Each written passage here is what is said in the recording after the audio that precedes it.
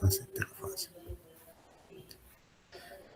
Otra situación es que la célula pase por interfase, como ven acá, G1, S, G2, y la célula inicie dos divisiones consecutivas. Una división llamada reduccional y otra división llamada ecuacional, ¿no? Al final de ese proceso vamos a tener células que se van a transformar luego en gametos. ¿Correcto? Entonces, a diferencia del primer caso, vemos viendo acá el puntero, a diferencia de este caso, en la meiosis, siempre previamente hay interfase. Luego la célula se prepara para la división, pero ocurren dos divisiones simultáneas, ¿no? La primera división, que se llama reduccional, donde por cada par de homólogos, por ejemplo acá tenemos un par de homólogos, ¿no? El cromosoma azul y el cromosoma rojo, es un par de homólogos. En la meiosis primero se van a juntar, se van a recombinar y luego se van a preparar para separarse en la primera división meiótica. En la segunda división meiótica continúa la separación y al final se forman gametos.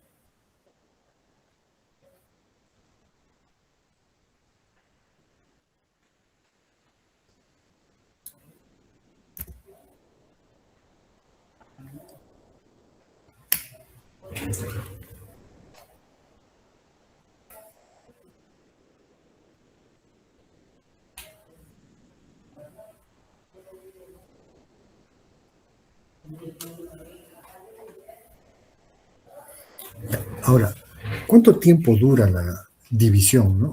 Es muy variable, ¿no? Pero, por ejemplo, en algunas células el proceso puede durar 24 horas, en otros puede durar un poquito menos, en otros puede durar 16 horas, 20 horas. Supongamos de que tomamos como referente estos datos que están acá, ¿no? La interfase, ahí tenemos en total 10 más 9 son 19, más 3 son 23 horas. Estamos hablando de que la interfase estaría durando un total de 23 horas, ¿no? Entonces vamos a poner acá.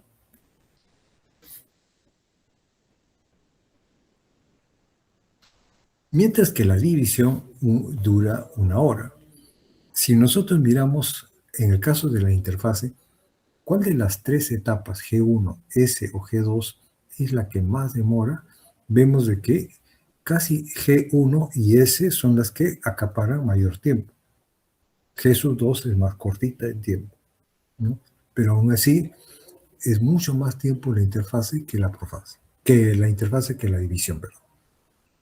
En el caso de la división, vemos de que profase es la que abarca mayor cantidad de tiempo. De la hora, 40 minutos profase.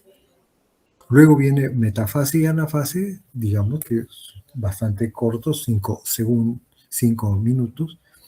Y luego telofase y la citocinesis, 10 minutos. ¿Y esto para qué nos puede servir esta información? Les voy a hacer una pregunta a todos.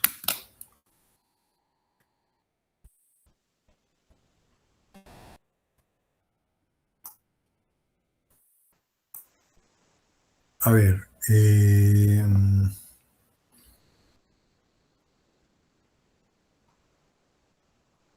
Jocelyn. Jocelyn.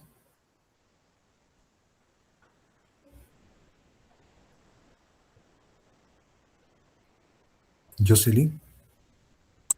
Sí, profesor. Jocelyn. Buenas tardes. Buenas tardes, Jocelyn. Jocelyn, ¿tú qué piensas? ¿Para qué nos podría servir conocer los tiempos en el que demora la división celular?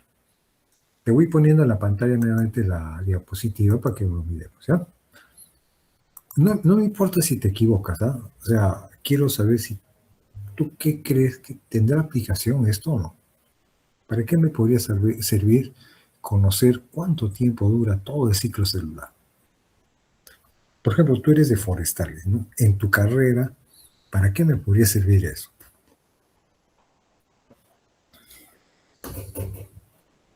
En este caso me podría saber para si es que yo quiero poner en práctica algún tratamiento, Ujú.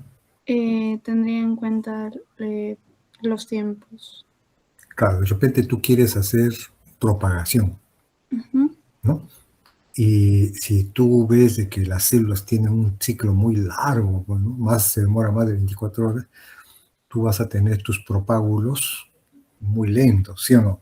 Ahora, de repente puede ser que haces tu medición y encuentres que los ciclos de división son bien cortos, ¿no? Estamos hablando de 10 horas. Estoy exagerando, ¿no? Entonces tú sabes que vas a tener una respuesta más rápida. Eso podría ser una utilidad. Muchas gracias, muchas gracias, ¿ya?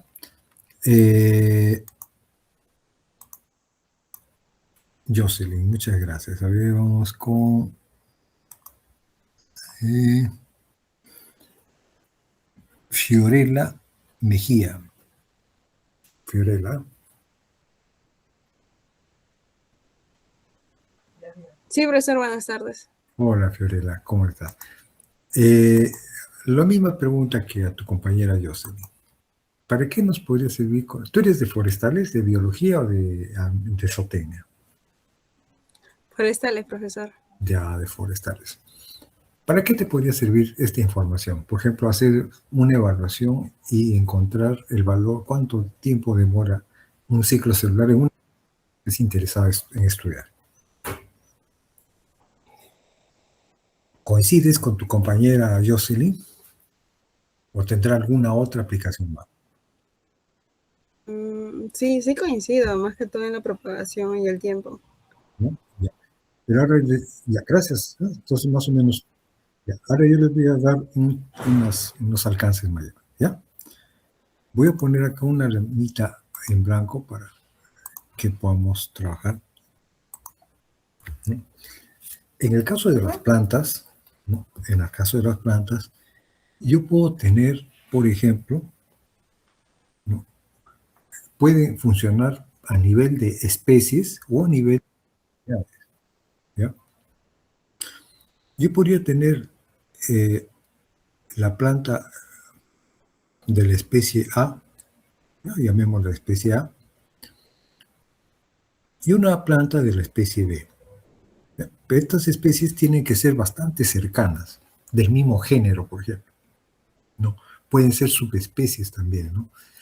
Pueden ser especies donde esta tenga, la A tenga algún atributo, pero carezca de otra característica, B tenga la otra característica y el atributo. Entonces, ¿cómo hago para incorporar caracteres de esta acá? ¿Cómo hago para producir un híbrido entre dos especies? Una posibilidad es que yo utilice polen de este y polinice acá, ¿sí o no? Y podría tener esto, ¿no? La descendencia. Pero podría ser que no pase nada también, sino podría ser que polinizo y no funcionó, que es lo más probable que va a pasar. Otra forma es que, por ejemplo, yo tenga una posibilidad de que de las hojas de estas plantitas, todo esto lo tengo que trabajar en condiciones estériles, en condiciones in vitro. Entonces, de las hojitas yo extraigo células, ¿no? Se pueden extraer células de plantas, ¿no? O sea, uno coloca en una plaquita Petri, coloca los trocitos de tejido, acá está mi plaquita Petri, un poquito fea mi plaquita Petri, acá están los tejidos, y colocamos acá una solución de celulasas, ¿no? Las celulasas, como son enzimas que degradan la celulosa, van a degradar la pared celular de todas estas células que hay en los tejidos. Entonces las células van a quedar desprovistas de pared celular, solamente va a estar en la membrana acá, ¿no? Sin pared celular. Estos tipos de células se llaman protoplastos. Voy a Un ratito. Esta se llama protoplastos, ¿ya? Un ratito. Ahí está. Mejor los dejo así en forma circular, ¿ya? Para que se... Entonces, ahí tenemos los protoplastos. ¿No? Les decía, esto se llama protoplastos. Entonces, ¿qué puedo hacer, no? Yo puedo inducir que se fusionen estas dos células como si fuera un cigoto, ¿no? Para eso se utiliza, por ejemplo, un producto que se llama polietilenglicol más cloruro de calcio, ¿no? Una mezcla de polietilenglicol con cloruro de calcio va a inducir a que las membranas de estas dos células formen poritos y se puedan fusionar y formar una sola célula. Entonces el núcleo de estas células se va a fusionar con el núcleo de esta célula y vamos a tener un núcleo donde están los cromosomas de las dos especies. Y a partir de esta célula nosotros podemos inducir de que esta célula empiece a dividirse, ¿no? Empiece a dividirse, va a ir formando una masita de células, ¿no? Una masita de células. Esta masita se llama un callo, ¿no? Para que ocurra esto, esto tiene que estar cultivado, ¿no? En un medio de cultivo artificial, ¿no? En cultivo con un producto que se llama 2,4-D, ¿no? Se llama 2,4, o sea, acético, ¿no? O si no, simplemente con ácido indolacético también se puede hacer, ¿no? Entonces se le pone alta concentración de 2,4-D y acá tenemos un callo. Este callito luego lo podemos inducir, ¿no? También con tratamiento de 2,4-D o auxinas, ¿no? Más citoquininas. El callito puede empezar a producir unos explantes, ¿no? O sea, unas yemitas, y empieza a producir unos brotecitos con hojitas, ¿no? Y a partir de estas hojitas, esto se recupera, este explante se recupera y se siembra en un frasco, pero en un medio que contiene un balance de auxinas y citoquininas.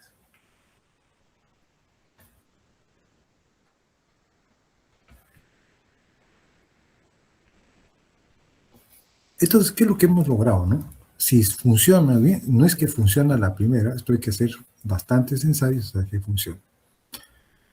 Después de varios, de cultivar esto, propagarlo, todo, podemos tener luego en un macetero o en una bolsita, como quieran, una plantita que puede ser un híbrido, ¿sí o no?, de dos especies, que no lo hubiésemos podido tener con vía reproducción, o sea, polinización, o sea, utilizando las células sexuales no habíamos podido hacer eso, porque a veces hay incompatibilidad, pero utilizando los protoplastos podríamos lograr tener un híbrido, y este híbrido podría tener las características de ambos progenitores y podría ser muy útil, ¿correcto? Pero ¿cuál es el problema, no? Para que funcione yo necesito conocer cuánto tiempo dura el ciclo celular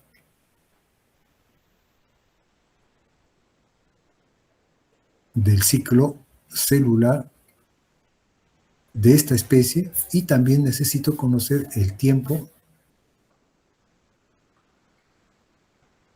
del ciclo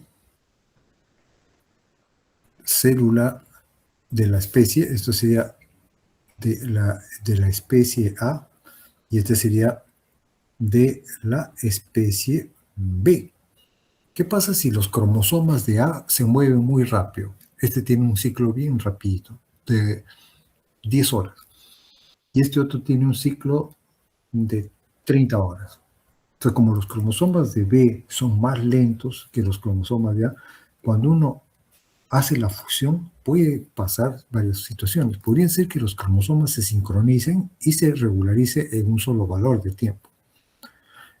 Como podría ser de que los cromosomas mantengan su ritmo de condensación y descondensación y acá sea muy caótica la célula. Entonces van llegando a los polos durante la división celular, los cromosomas, llegan primero los cromosomas de A y llegan más lentos los cromosomas de B. Y en el camino se van perdiendo cromosomas. De tal manera que tenemos un tejido con muchas anomalías cromosómicas y esto es muy probable que no se forme. En cambio, si conocemos los tiempos y vemos que están bastante sincronizados, entonces aumenta nuestra posibilidad de que tengamos mayor éxito, ¿no? Y podemos tener una nueva variedad, ¿sí o no? Claro, esto no es que se haga de la noche a la mañana, como les repito, ¿no? Es una tecnología que uno lo puede aplicar, toma su tiempo, pueden demorarse ustedes 4, 5, 6 años, ¿no? Y hasta que logren. Puede ser que también en 6 años no lograron nada, ¿no? Pero todo depende cuánto financiamiento tiene y qué tanto tiempo tiene para dedicarle a este tipo de investigación, ¿no?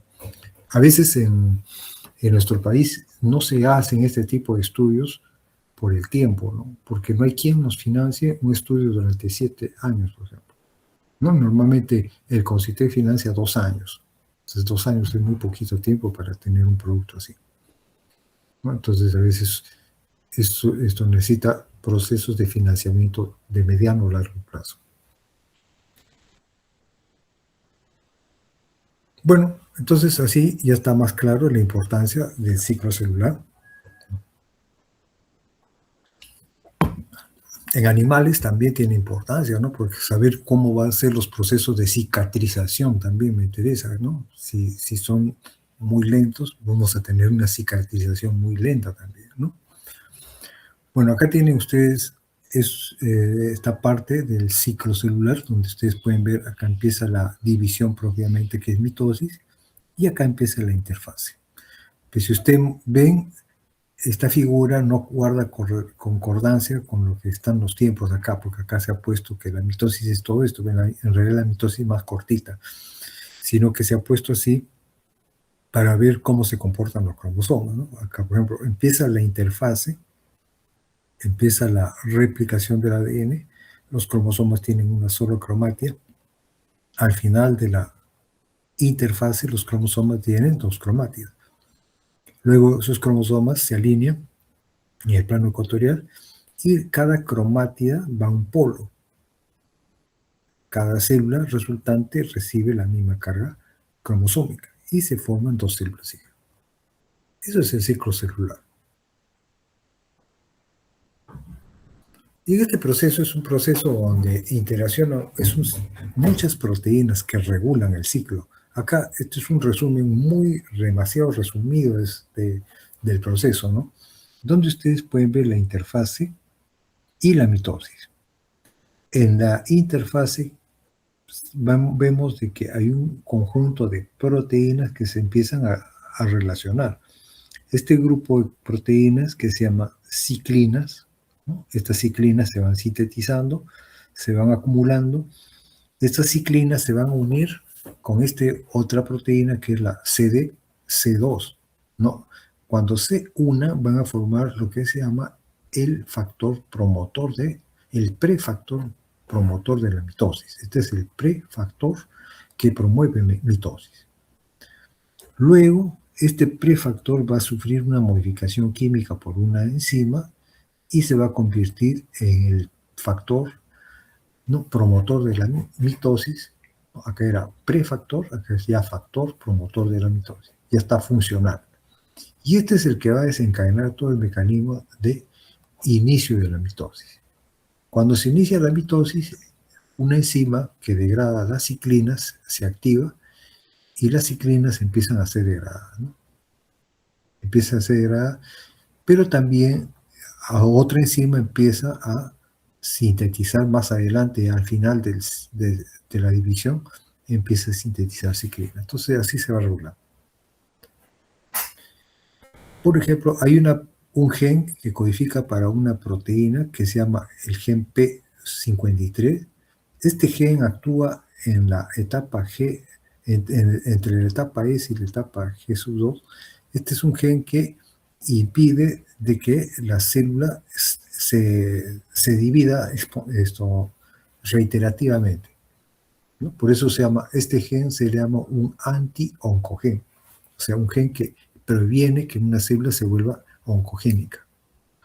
¿Qué entendemos por célula oncogénica?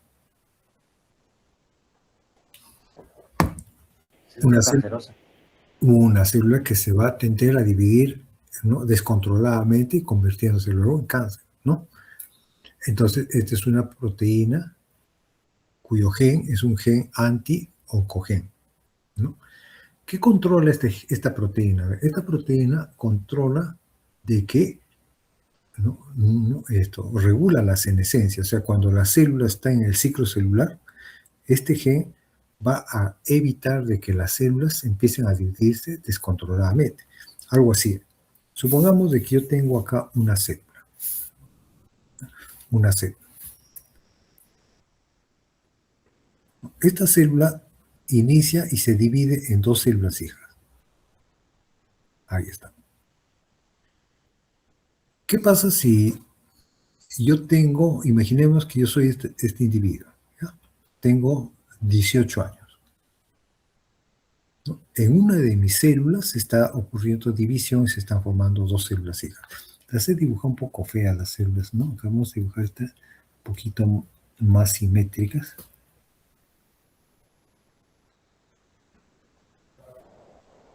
Ay, espérate. Esta pizarrita no la puedo.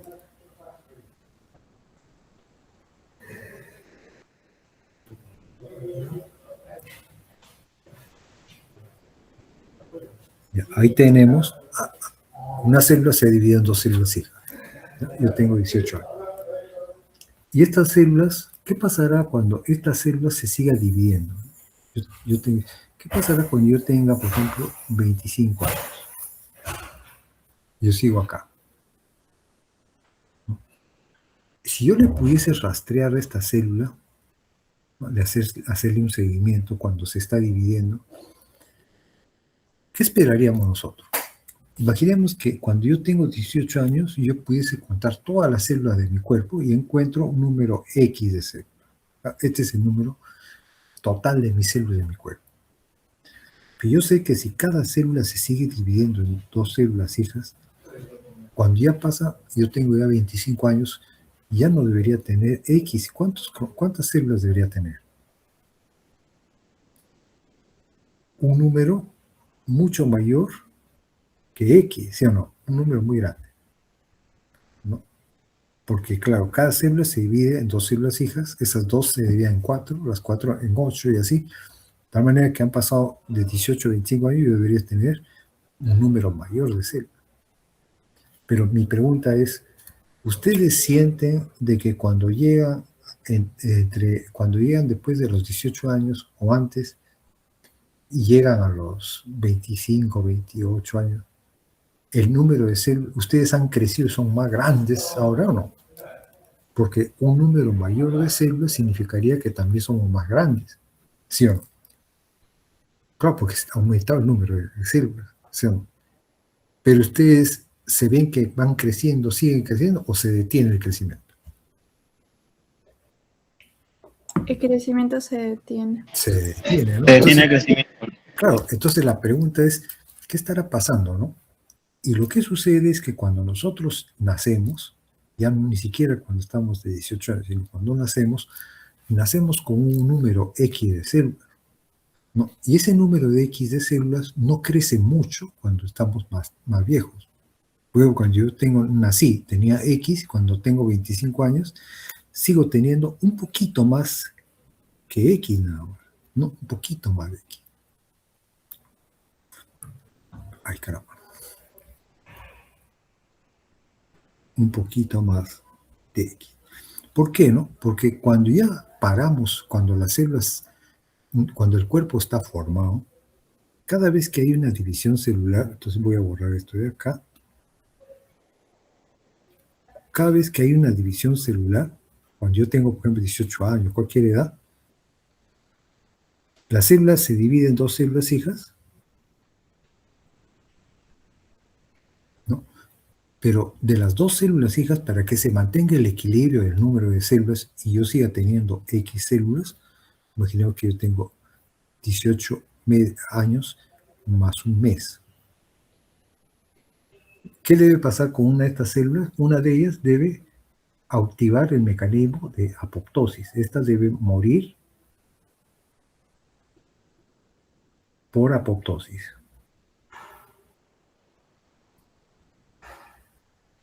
¿Qué cosa es la apoptosis? Es un tipo de muerte que no deja rastros, no deja inflamación, no deja nada. La célula cambia su morfología, se empiezan a desorganizar las membranas, ¿no? Entre ellas los lisosomas. Estos se empiezan a formar pequeñas vacuolas. La célula es como si se va fragmentando en pequeñas vacuolas y luego termina siendo eliminada por nuestro sistema inmunitario, ¿no? Y la célula murió. Pero esta célula, la otra, permanece viva. Luego, nuevamente, esta de acá se va a dividir en dos células hijas. Y otra vez, cualquiera de ellas va a morir por apoptosis. Y el número de células siempre va a seguir constante, ¿no? De tal manera que cuando el individuo ya tiene, por ejemplo, 50 años, ¿no? Este individuo ya está más viejo, sigue teniendo X células, ¿no? Su número sigue manteniendo. Pero ¿qué sucede, no? ¿Quién regula que cuando se termina la división, quién evita de que esta célula active la apoptosis y no se divida? Porque lo lógico sería que si esta célula se va a seguir dividiendo, esta también debería seguir dividiéndose. Pero ¿quién frena eso? ¿Cómo se controla eso, no? Ahí es donde participa este gen P53. Este gen P53 regula que las células entren en un estado de apoptosis e impide que la célula se siga dividiendo erróneamente. Cuando falla este mecanismo, por ejemplo, hay algunas mutaciones pueden alterar este gen. Por ejemplo, podría ser que cuando yo me infecté con un virus, algunos virus pueden entrar hasta nuestro ADN de nuestros cromosomas, insertarse, y como el virus se inserta al azar, podría dañar este gen o podría inactivar este gen. Entonces, si este gen se ve afectado, el resultado sería que no hay quien regule y active la apoptosis, ¿no? Entonces, las células se dividen en dos células hijas y las dos células hijas van a continuar dividiéndose. Entonces, y las hijas de las hijas también. Entonces vamos a empezar a tener un pequeño tumor, ¿no? El tumor, ¿no? Y ese tumor puede desembocar en algo más complejo como puede ser un cáncer. Entonces, cuando nosotros nacemos y llegamos a cumplir nuestro periodo de vida útil, por ejemplo, el humano, biológicamente, a los 33 años, después de esto ya no deberíamos estar vivos, ¿no? Porque después de los 33 años empieza todo lo que es el deterioro de órganos, ¿no? Lo que pasa es que no lo notamos, ¿no? Porque cuando ustedes tengan 40 años, recién empiezan a sentir por ahí uno que otro mal. Justamente como somos organismos pluricelulares, tenemos tantas células, entonces no sentimos el daño, ¿no? Pero ya empezó, ¿no? A los 33 años, empieza nuestro proceso de envejecimiento. Y esto se evidencia por varios cambios en nuestro cuerpo, ¿no? Por ejemplo, en el humano, un órgano que se reduce a su 10ª parte a los 33 años es el timo, ¿no? Este es un organito que está más o menos a la altura de nuestro pecho, ¿no? Cerca de nuestro esternón, ¿no? Y es una pequeña órgano donde maduran, ¿no? Y donde terminan de completar su desarrollo un tipo de linfocitos que se llaman linfocitos T, ¿no? Entonces acá el timo, ¿no? Sirve para que los linfocitos T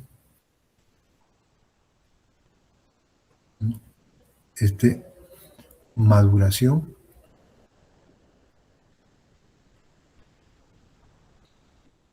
de linfocitos T. Ay, perdón.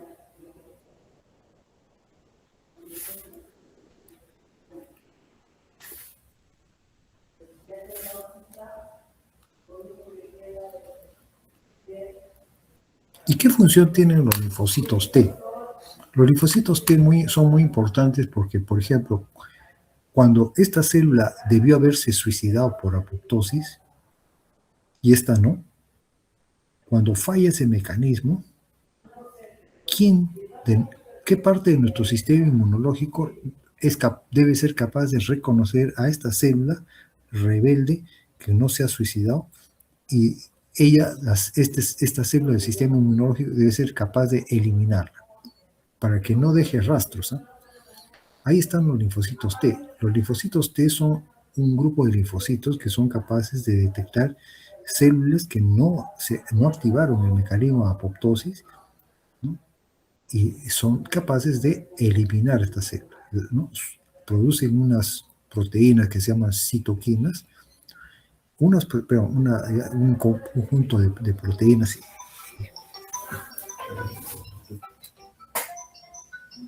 un conjunto de moléculas que terminan matando a la célula.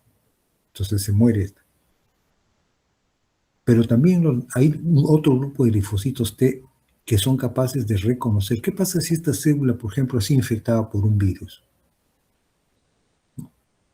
Y esta célula está modificada por el virus. No, porque cuando el virus infecta, deja sus rastros en la célula. Entonces, ¿quién debe ser capaz de reconocer a esta célula que ya no es una célula normal, porque ha quedado afectada por la infección de un virus? Los linfocitos T. Entonces, los linfocitos T deben ser capaces de reconocer toda aquella célula que está infectada con virus o toda aquella célula que debió activar la apoptosis y no activó, y eliminar. Esa es la misión que tienen estos linfocitos. Entonces, ¿qué sucede, no? Si nacemos y a los 33 años perdemos y nuestro tiempo se reduce a la 10ª parte, eso significa que a los 33 años vamos a tener nuestro primer bajón en nuestra capacidad inmunológica. O sea, nuestro sistema inmunitario se va a ver debilitado en esta edad. Y esto va a pasar sí o sí, así coman quión, ajo, lo que ustedes quieran, sí o sí, porque esto es parte de nuestra biología.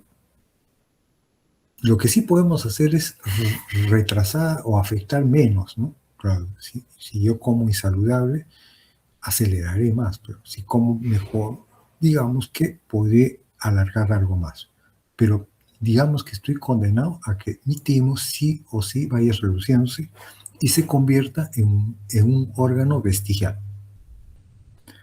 Cuando llegamos a los 60 años, el timo ha desaparecido y se ha convertido en un tejido adiposo, un pedacito de grasa, sin función.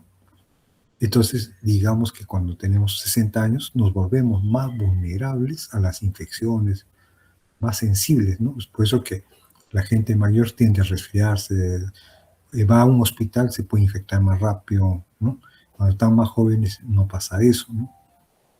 Y es porque biológicamente ya estamos viviendo más de lo que nuestra biología nos permite. Nuestra biología estamos diseñados para que lleguemos a los 30 años.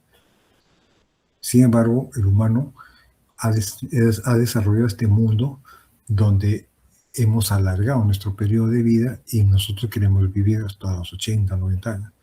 Entonces, lógicamente, tenemos alterado muchos procesos, entre ellos, por ejemplo, estos procesos de apoptosis son más probables de que puedan fallar.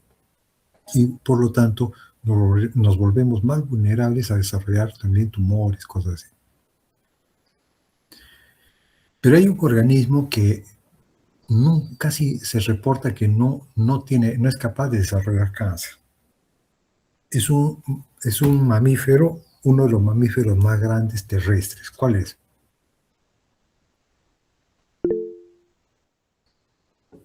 ¿Cuál creen ustedes? Es un mamífero terrestre grande, muy bonito.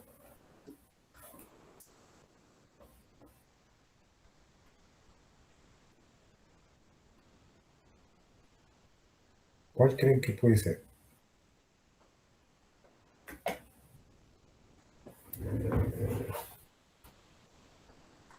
Es más grande que un león.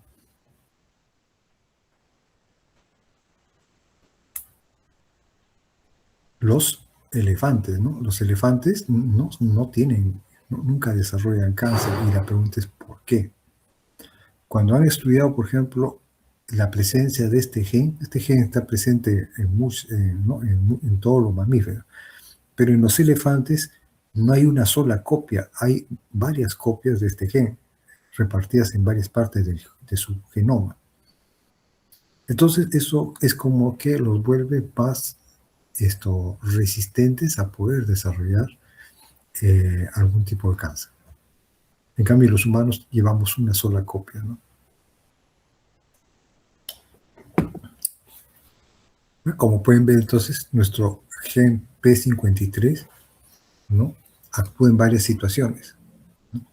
Por ejemplo, cuando hay ausencia de factores de crecimiento, carencia de ribonucleótidos, cuando el ADN está dañado, por ejemplo, por algún virus, alguna cosa, o a veces puede haberse dañado por radicales libres, no lo sé, o cuando estén activados oncogenes, ¿no? Oncogenes son genes que alteran el ciclo celular. Todo eso podría afectar la funcionalidad del P53. O cuando no se forman, o cuando están, ¿no? dándose la producción de inhibidores de que se formen microtúbulos, etcétera, etcétera, ¿no? Entonces, en cualquiera de esos casos, este gen P53 es capaz de, ¿no? estar relacionado con la parada del ciclo, o sea, frena el ciclo celular, ¿no? Deja que la célula siga manteniendo en G1. El gen P53 va a estar activo mientras la célula esté diferenciándose. Cuando el ADN se daña por cualquier situación, el P53 también participa en el mecanismo de activar las enzimas para que se repare el ADN. Está relacionado con la senescencia y con la apoptosis. Ahora vamos viendo el centrosoma, ¿no? El centrosoma, ¿qué cosa es el centrosoma? En las células, ¿no? eucariotas, ¿no? Sobre todo en las células animales, ¿no? Hay un par de estructuras, ¿no? que se llaman centriolos, una dispuesta transversal a la otra, que son capaces de organizar la formación de los microtúbulos, ¿no? Los microtúbulos no son otra cosa que unas fibras huecas formadas por ¿no? una unión de dos tipos de proteína, la tubulina alfa con la tubulina beta. La tubulina, recuerden que es una proteína, ¿ve? Entonces las tubulinas se juntan y forman dímeros, así como esta con esta. Luego pueden formar tetrámeros, así hasta llegar a formar un microtúbulo. ¿Cuál es la importancia de esto? ¿Dónde se forman estos microtúbulos? Justamente el centrosoma es el lugar donde se ensamblan estos microtúbulos. ¿Correcto?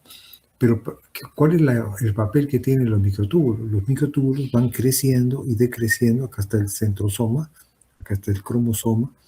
Los microtúbulos van creciendo y decreciendo, y a medida que va ocurriendo eso, ¿no? el microtúbulo va creciendo, ¿ve? Acá van inyectándose más unidades de tubulina, el microtúbulo va creciendo. Pero el centrómero está relacionado con pérdida de unidades de tubulina, o sea, mientras que acá se van agregando nuevas tubulinas y el microtúbulo va creciendo hacia allá, ¿no? El centrómero, por otro lado, va eliminando tubulinas y va ejerciendo una fuerza en contraria, ¿no? De tal manera de que esto genera una fuerza de tracción que hace que el cromosoma, la cromatida esta, viaje hacia el polo, hacia este polo, ¿no? Entonces, debido a la manera como interaccionan las uniones de estas tubulinas, va a generar que el microtúbulo crezca o decrezca. Y acá tienen ustedes, por ejemplo, cuando los cromosomas están alineados en el plano ecuatorial. Por ejemplo, voy a poner acá, imaginemos de que yo tengo este cromosoma con su cromatia, y acá tengo el cromosoma homólogo, que lo voy a dibujar así, con su cromatia. Cuando en la división celular estos cromosomas llegan a la etapa de metafase, los cromosomas van a llegar así. El cromosoma rojo va a llegar así. Y el cromosoma celeste va a llegar así. Ambos son cromosomas homólogos, ¿eh? Pero, ¿qué debe suceder? Esto ocurre en metafase. No, acá estamos hablando de metafase. Luego viene la anafase. En la anafase, ¿qué cosa debe ocurrir? Que las cromatias viajan a los polos. Eso significa que una cromatía roja viaja a un polo y la otra cromatía roja viaja al otro polo. Y lo mismo pasaría para la cromatía azul, ¿no?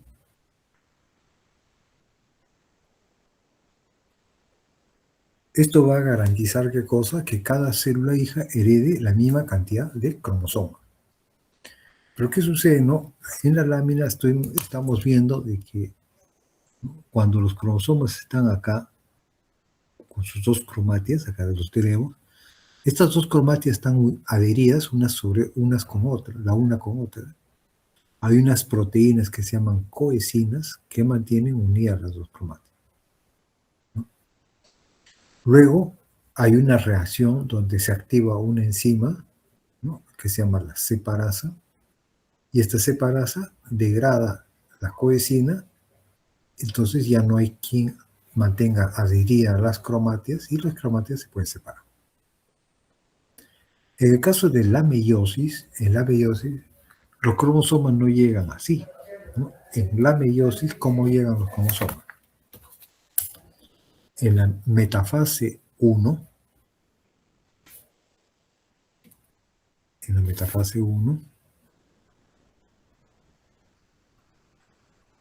el cromosoma rojo llega previamente apareando con el cromosoma, o sea, llegaría el cromosoma rojo,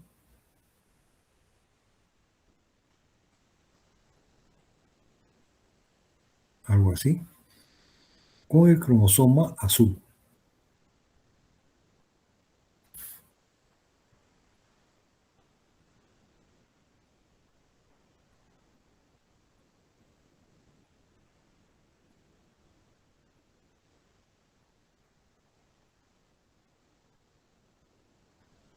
Algo así.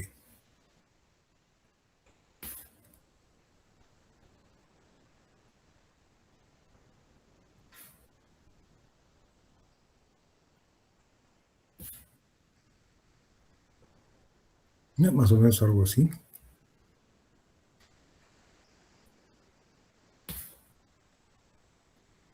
Algo así. Entonces los cromosomas llegan apareados.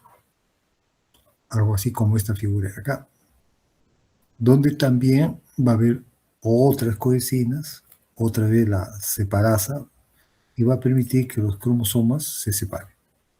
No solamente cromátidas, sino también cromosomas.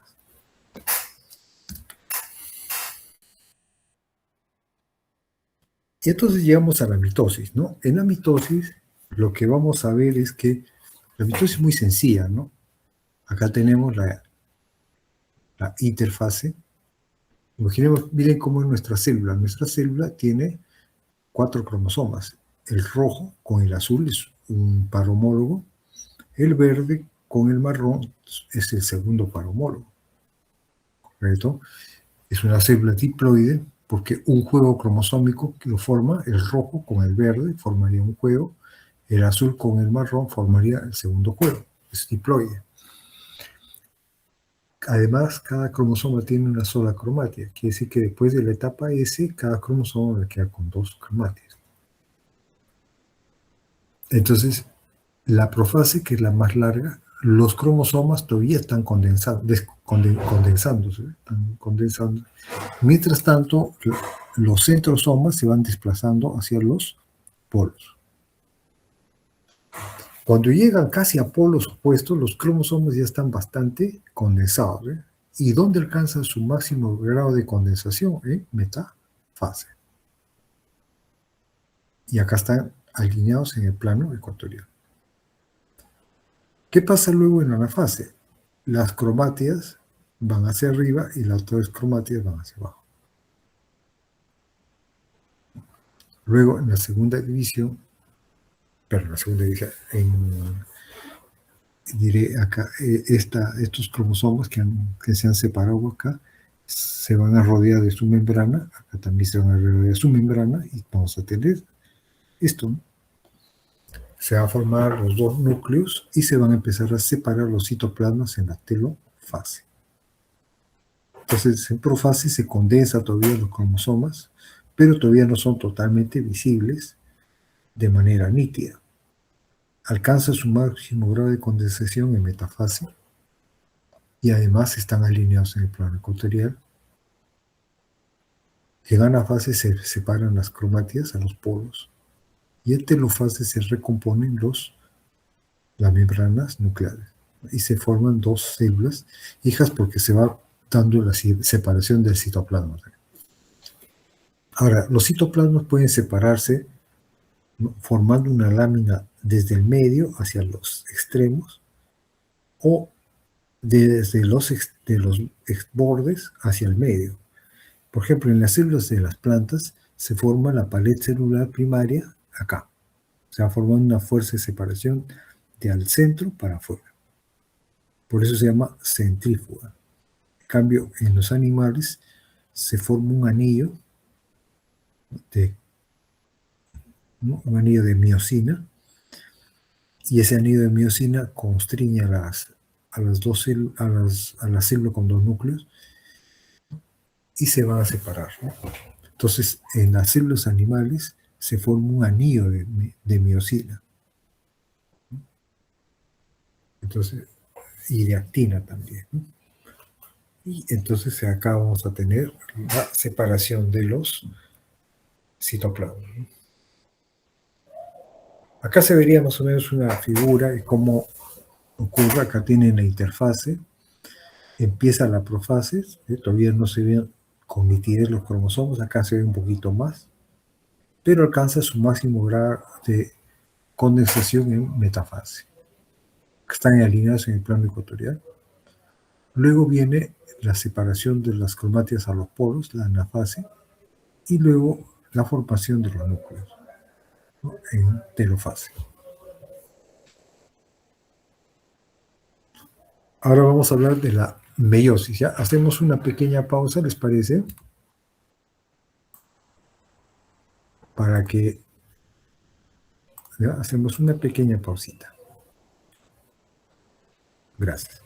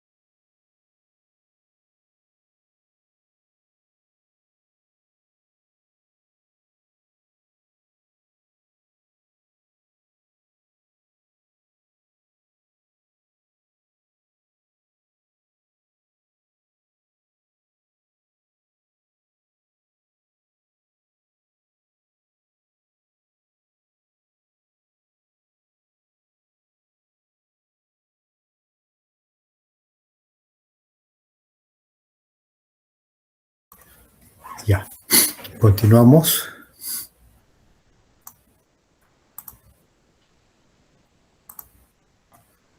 Vamos a hablar un poquito de la meiosis, ¿verdad?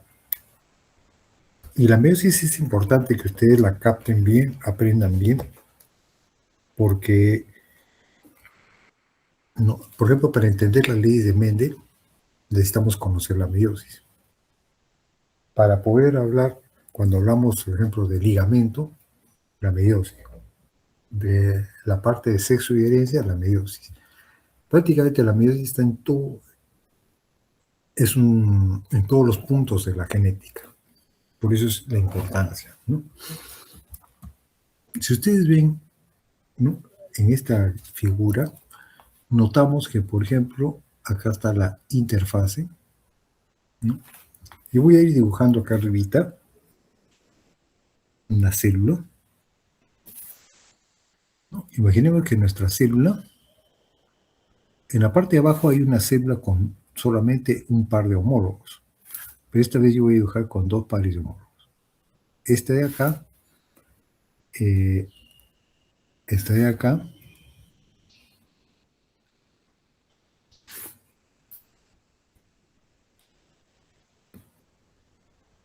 este de acá,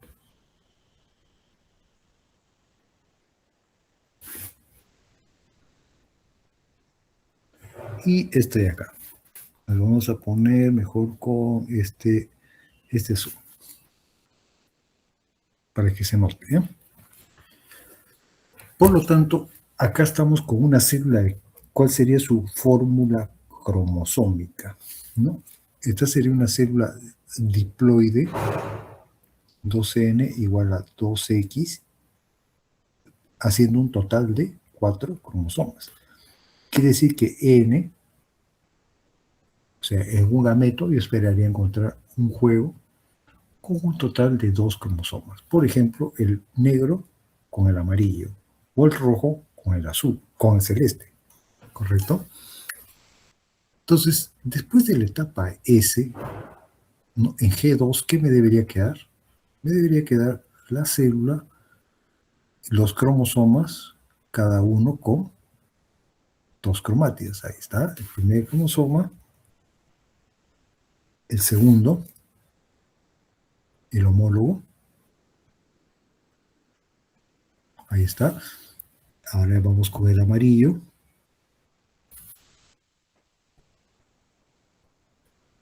Con sus 2 cromátidas. Y el celeste con sus 2 cromátidas.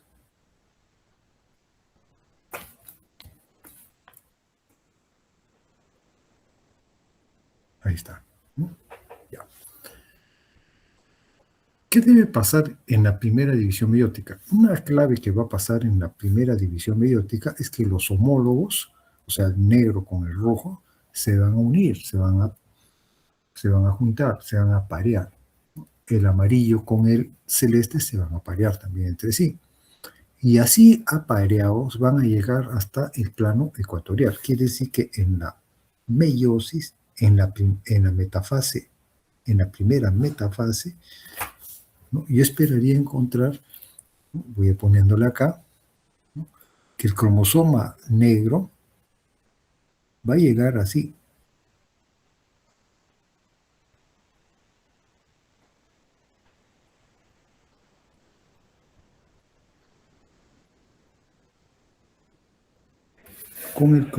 Bueno, como está pareado con el cromosoma rojo, más o menos va a quedar algo así.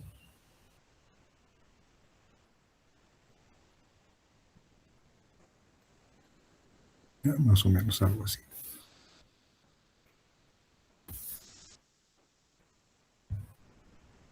Ya. Acá están sus centrómeros. Y acá está el otro centrómero. Y el cromosoma amarillo también va a llegar apareado con el cromosoma celeste, ¿no? Entonces el amarillo vamos a tener por acá con el cromosoma celeste.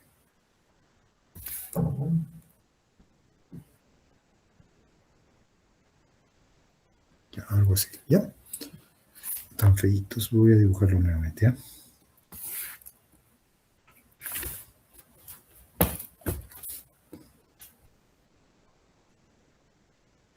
El amarillo, a ver, con el amarillo,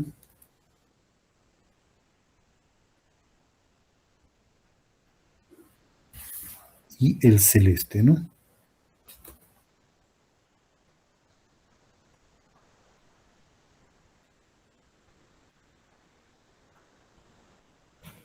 Ahí está. Ahí ya estamos en el plano ecuatorial.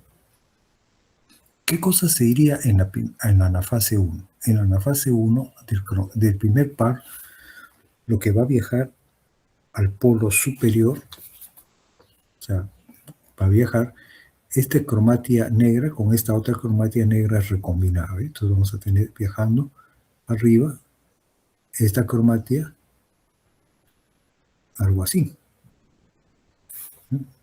Y abajo vamos a tener la cromatía roja, así.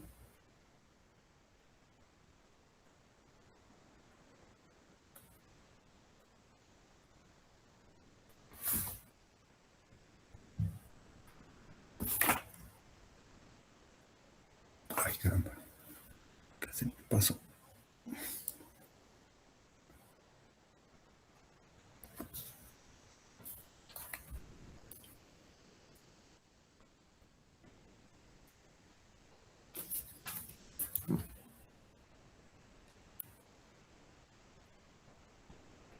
¿No? Y lo mismo vamos a tener para el cromosoma amarillo, ¿no? En el amarillo vamos a tener así, ¿no? Viajando al polo algo así, y en el otro polo vamos a tener el azul viajando así.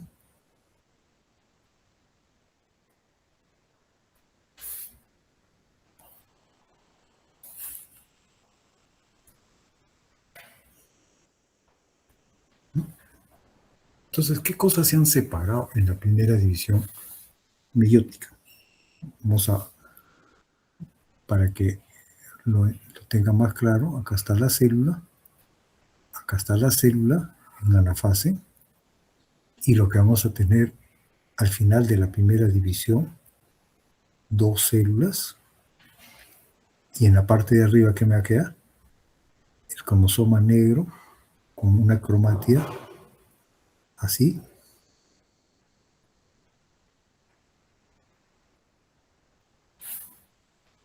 y el cromosoma rojo en la otra célula con dos cromátidas, algo así.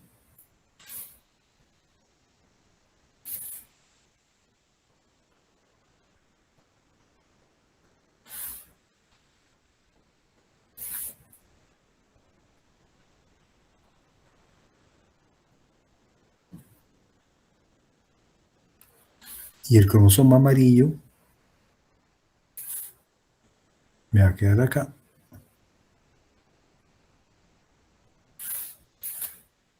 Y acá me va a quedar así.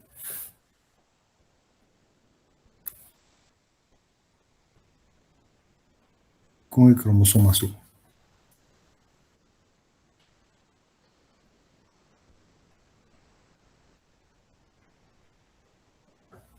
Así. ¿Qué pasó, no?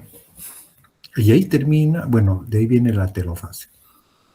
Lo que quiero que noten ustedes es que cuando yo pongo dos pares de cromosomas, cada par de cromosomas se aparea entre sí, permanecen apareados hasta metafase 1, se separan homólogos en la primera división meiótica, por ejemplo, este homólogo negro se va hacia arriba, el rojo al otro polo, el amarillo y el azul se separan a polos opuestos, y al final me va a quedar dos células con carga cromosómica. En la siguiente división celular ya no necesitamos una interfase. ¿Por qué? Porque en la siguiente división ya me voy a saltar a la metafase 2. Vamos a la metafase 2. ¿Cómo me quedaría en metafase 2. El cromosoma negro me quedaría así. El cromosoma rojo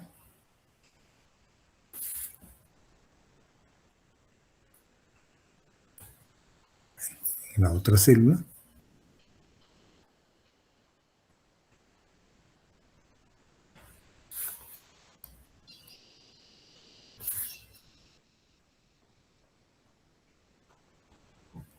Y, bueno, de una vez voy poniéndolo acá, así.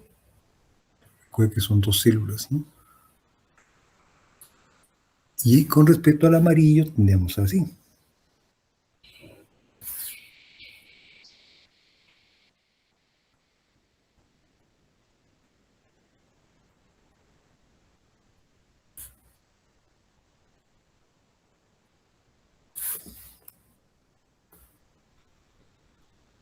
Y el celeste acá.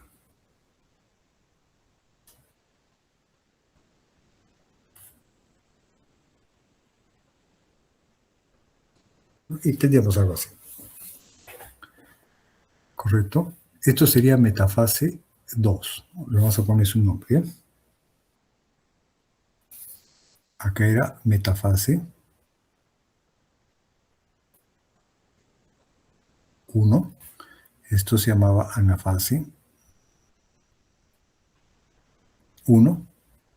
Y así me quedaba en telofase. Luego, este sería metafase 2. Y en anafase 2, ¿cómo me quedaría?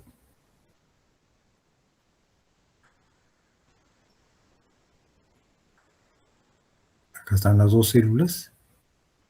Al primer polo viaja esta cromatia y al otro polo va a viajar esta otra cromatia.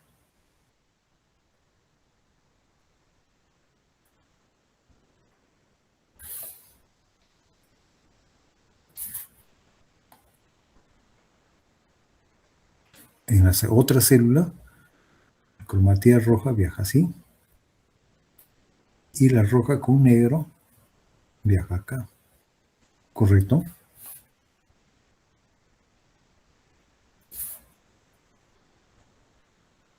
Y para el cromosoma amarillo tendríamos esto, ¿no?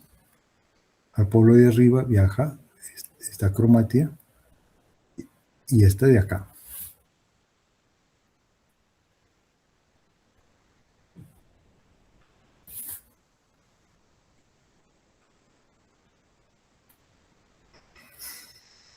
Y abajo tendríamos esta, ¿no?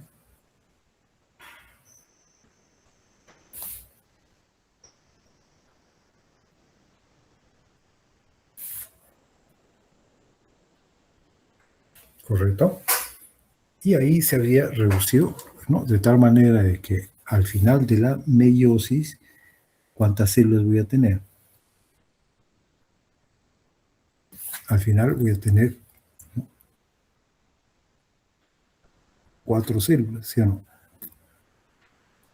Uy, caramba.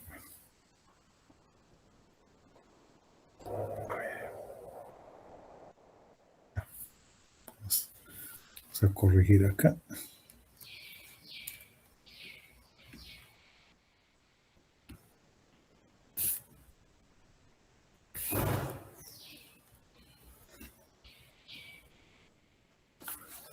Ya, entonces, al final de la meiosis, ¿qué vamos a tener?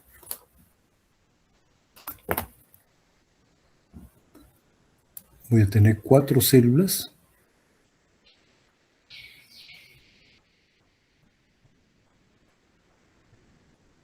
¿Correcto?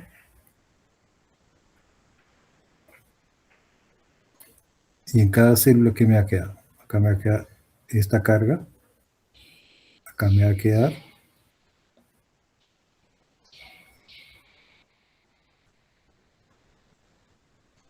acá me va a quedar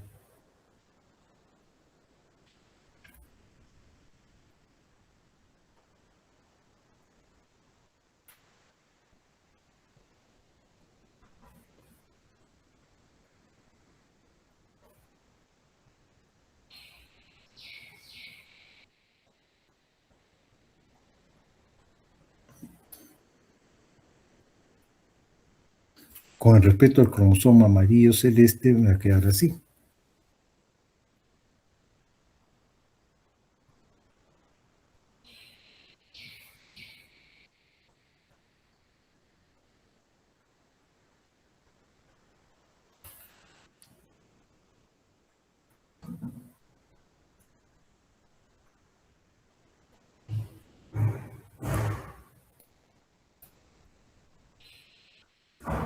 No, perdón, acá me va a quedar así, un ratito.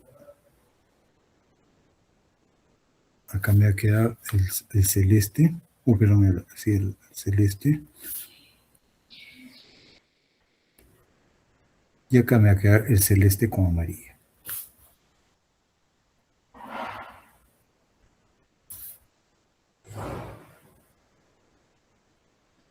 Ahora, hagamos un balance. ¿Cuántos cromosomas tenía al inicio? Acá. 4 cromosomas. Al final de la meiosis se forman 4 células, porque son 2 divisiones, pero la carga está reducida. ¿Hay homólogos acá o no? Por ejemplo, este no es homólogo este, son no homólogos. Este tampoco no es homólogo este. Se dan cuenta que la meiosis lo que me causa es una reducción, ¿no? Y si yo tengo una célula diploide con 2 juegos, me forma células con un solo juego cromosómico. En la parte inferior está lo mismo, pero hecho con un solo par de homólogos, ¿eh? Acá tengo un solo par de homólogos, en G1 se duplican, ¿no? Ahora en G2 tengo 2 cromátidas, se aparean, se separan en anafase 1, que se separarían esto, y en anafase 2 me quedaría así. Al final tendría 4 células. ¿Se ha comprendido? Por favor, me confirman.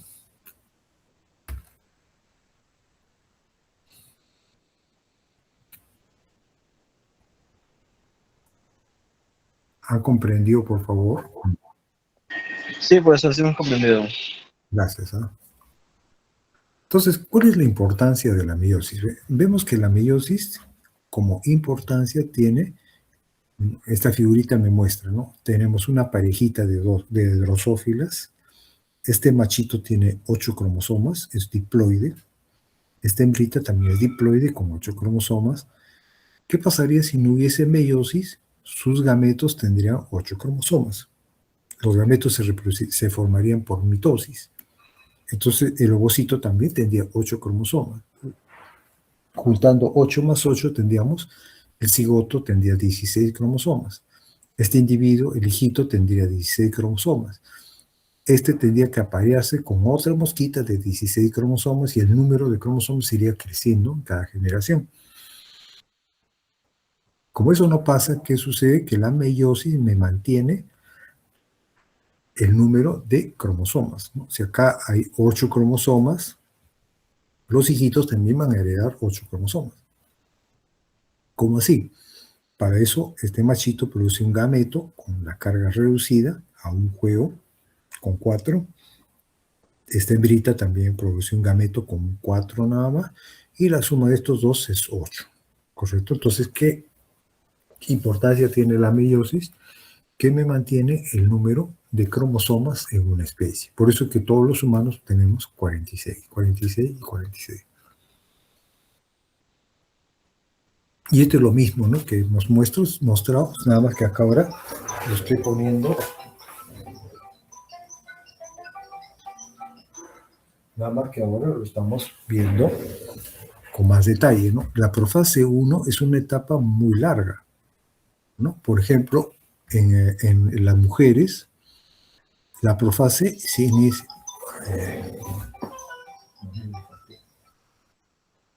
En la profase, por ejemplo, la meiosis en las mujeres se inicia en la etapa embrionaria, cuando la mujer tiene recién 8 semanas cuando la mamá que está gestando una bebé, mujercita, recién tiene 8 semanas de gestación, o sea, 2 meses, se inicia la meiosis. Pero la meiosis se inicia y queda detenida en diacinesis. O sea, se inicia toda la profase 1. ¿Qué significa eso? Que se inicia en la primera etapa, que se llama leptoteno, donde los cromosomas se están condensando. Luego viene cigoteno, donde ya los cromosomas que siguen condensándose se aparean los homólogos, ¿no? Por ejemplo, el rojo se aparea con el azul, el verde se aparea con el amarillo, ¿no? Este proceso de apareamiento se llama diada.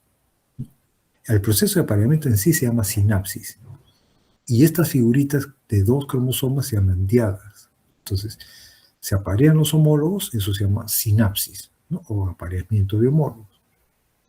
Lo que se forma entonces son las diadas, ¿correcto? Luego, ¿no? Los cromosomas siguen condensando, estamos en profase, ¿eh? Recién recuerden ustedes que metafase es donde alcanza su máximo grado de condensación. Entonces, luego viene paquiteno. En paquiteno los cromosomas se recombinan. Entonces ocurre la recombinación genética, los cromosomas siguen apareados.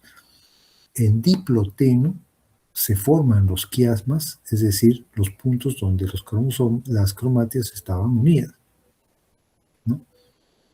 Los puntos donde hubo recombinación genética, ¿no?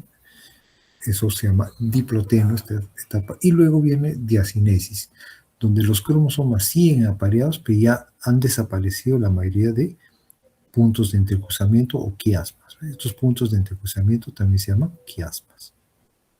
Entonces, en diacinesis, los cromosomas siguen apareados, pero por los quiasmas de los extremos. Y así llegan al plano ecuatorial. Entonces, en caso de la mujer, cuando todavía está en el vientre de la mamá, estamos hablando entre la semana 8 y la semana 12 de gestación, está ocurriendo la profase 1. Y se queda detenido en diacinesis. Y ahí permanece hasta cuando la mujer alcanza la pubertad. O sea, cuando la niña nace, todavía sus ovarios contienen ovocitos que están detenidos acá. La niña crece, llega a la pubertad y empieza su ciclo menstrual. Con cada ciclo menstrual, el ovocito no, va preparándose para completar la primera división biótica. ¿No? De tal forma de que, ¿no? Acá, desde la gestación, ¿no? Les he dicho, entre la semana 8 y la semana 12, ¿no? El ovocito, vamos a ver, el ovocito se llama ovocito primario, ¿no? Y está en ¿qué etapa? Queda en diacinesis, ¿no? Queda en diacinesis. ¿Correcto? Y queda así hasta la pubertad. Llega la pubertad, ¿no? Y en ese momento el ovocito, ¿no? El día de la ovulación, ¿no? Ovocito, acá estamos en la ovulación. El ovocito termina la primera división biótica.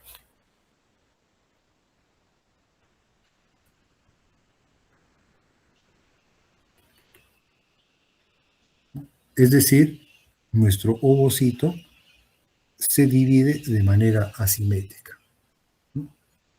Termina la meiosis 1. Esta célula que se forma más chiquita se llama el primer cuerpo polar. Y esta de acá, ahora, si la célula se llamaba ovocito primario, esta se va a llamar ovocito secundario, ¿no? Pero todavía no ha terminado la meiosis, ha terminado la primera división. Este ovocito secundario, si es fertilizado, o sea, si tenemos el ovocito y llega un espermatozoide acá y toca al ovocito, tenemos un espermatozoide, toca al ovocito, en ese momento la respuesta es segunda división meiótica.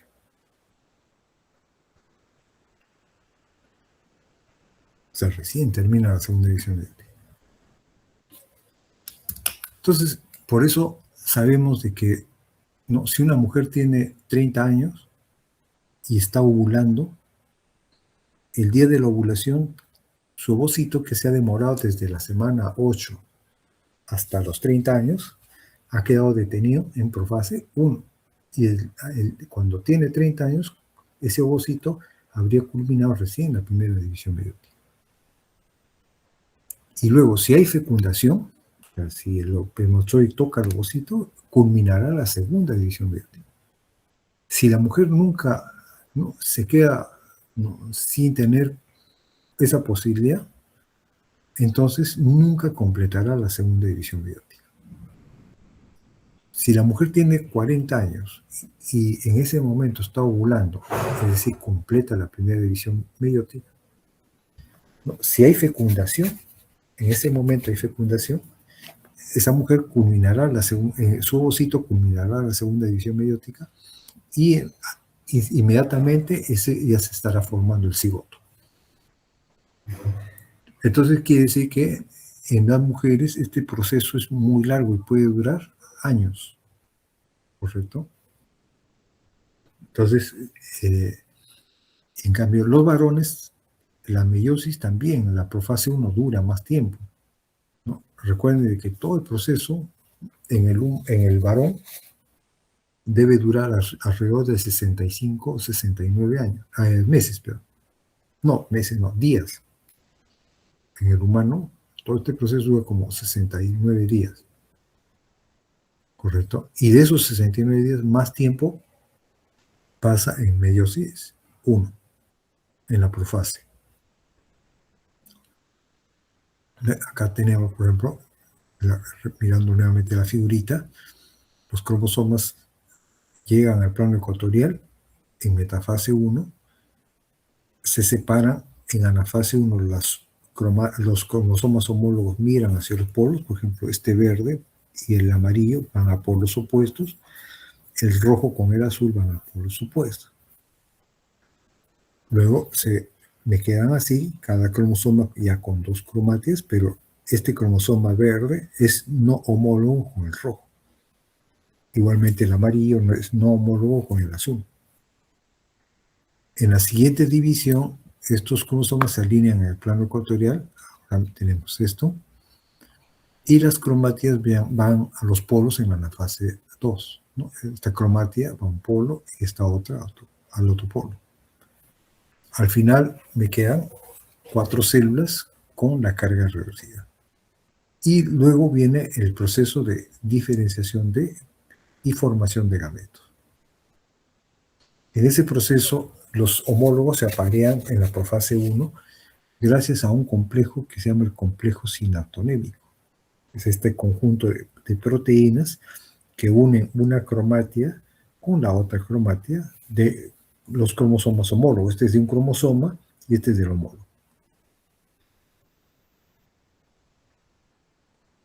Ahora, cuando los cromosomas se separan en las anafases, pueden tener varias formas de separarse, ¿no? Por ejemplo, imaginemos que acá tengo estos 2 homólogos. Este es un azul más intenso, este es un azul más claro. Acá, como el azul oscuro lo he puesto arriba, hacia el polo superior, y este más abajo, entonces cuando se separa, este va arriba y este va abajo. Pero, ¿qué pasa si ahora veo de otra manera? Por ejemplo, acá el azul el azul oscuro va hacia arriba y el azul claro hacia abajo. Pero si ahora yo considero un segundo par de homólogos, este amarillo oscuro va hacia arriba y este amarillo pálido hacia abajo. O podría ser de que el azul oscuro vaya arriba y acá el pálido, como en este caso. Acá el azul pálido abajo con el azul oscuro acá abajo también. Entonces se pueden formar muchas combinaciones. Ahí tienen las diferencias entre mitosis y meiosis, ¿no? La mitosis, ¿no? ocurre, se da en células mitosis, en células somáticas y células germinales. ¿Qué significa eso? Por si acaso, esto es mitosis.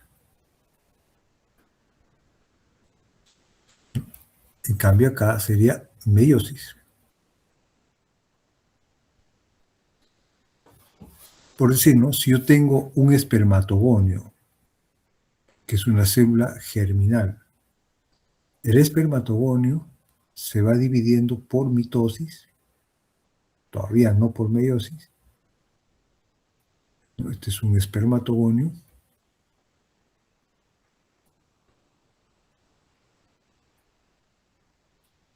Se divide por mitosis, ¿no? Y se sigue dividiendo por mitosis.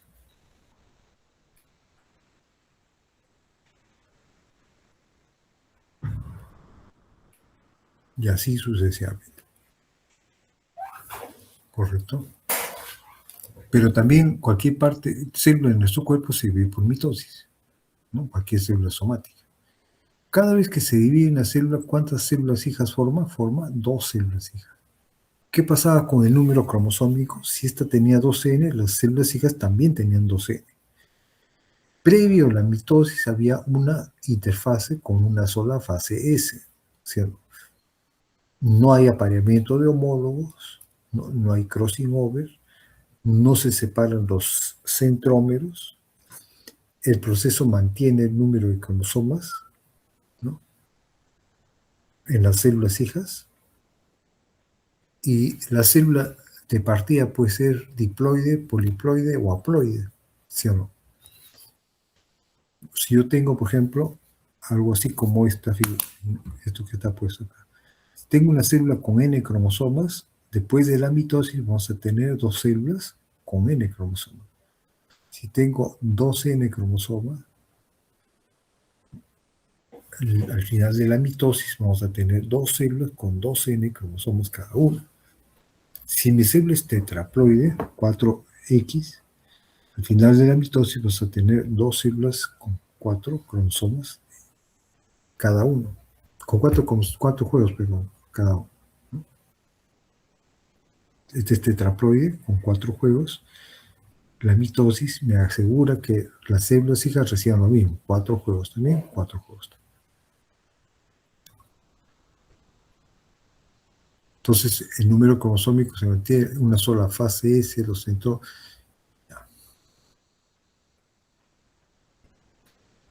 Acá tienen una figurita, unas fotitos cómo se ve en la meiosis. Acá tenemos el leptoteno, el cigoteno, el paquiteno, el diproteno. Ahí están los quiasmas, la diacinesis. Luego la metafase 1, ¿no?, la anafase 1.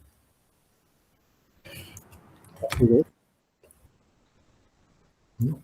Luego viene la segunda división meiótica, caprofase 2, metafase 2, anafase 2 y la telofase 2. Después de esto ya viene la formación de gametos. En este caso se estarían formando granos de polen.